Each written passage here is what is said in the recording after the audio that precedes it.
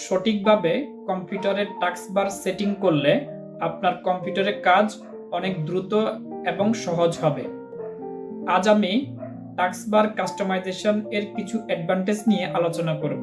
চলেন বিস্তারিত দেখি ভিডিওতে।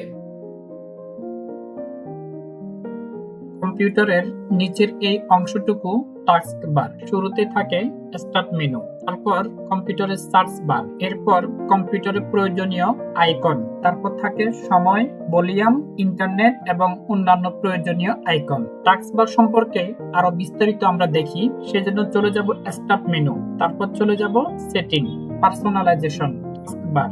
প্রথম অপশন লক দা টাস্কবার। আপনার টাস্কবার যদি লক করা থাকে তাহলে টাস্কবারের সাইজ পরিবর্তন হবে না। বর্তমানে আমার টাস্কবারটি লক করা আছে, এটাকে যদি অফ করে দিই তাহলে সাইজ পরিবর্তন হবে। আবার পুনরায় যদি অন করে দিই তাহলে পূর্বের অবস্থা চলে আসবে। অপশন 2 টাস্কবার অটো হাইড এবং আনহাইড। আমরা আমাদের টাস্কবারটি যদি হাইড করে দিই তাহলে দেখতে পাবো আমাদের টাস্কবার চলে গেছে। সেক্ষেত্রে স্ক্রিনে পুরো স্ক্রিন স্পেস বাড়বে। আবার যখন কার্সর নিয়ে আসবো সেক্ষেত্রে কার্সরটি চলে আসবে। কার্সর যখন চলে যাবে সাথে সাথে স্ক্রিন এর টাস্কবার হাইড হয়ে যাবে।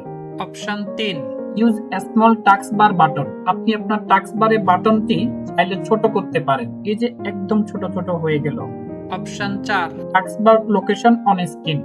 আপনি টাস্কবারটি কোথায় সেটিং করবেন, বটম লাইন নাকি উপরে নাকি ডানে নাকি বামে? এটি হচ্ছে একদম বটম লাইন, যেটি নিচে থাকে টাস্কবার। তারপর আপনি যদি উপরে রাখতে চান তাহলে টপ হবে, তারপর আপনি যদি বাম পাশে রাখতে চান তাহলে লেফট, ঠিক এরকম।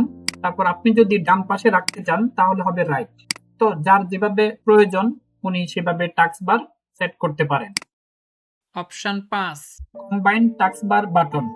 বেসিক্যালি এটি অলওয়েজ হাইড লেভেল করা থাকে, তাহলে আপনার টাস্কবারের সাইজ খুব বেশি পরিবর্তন হবে না।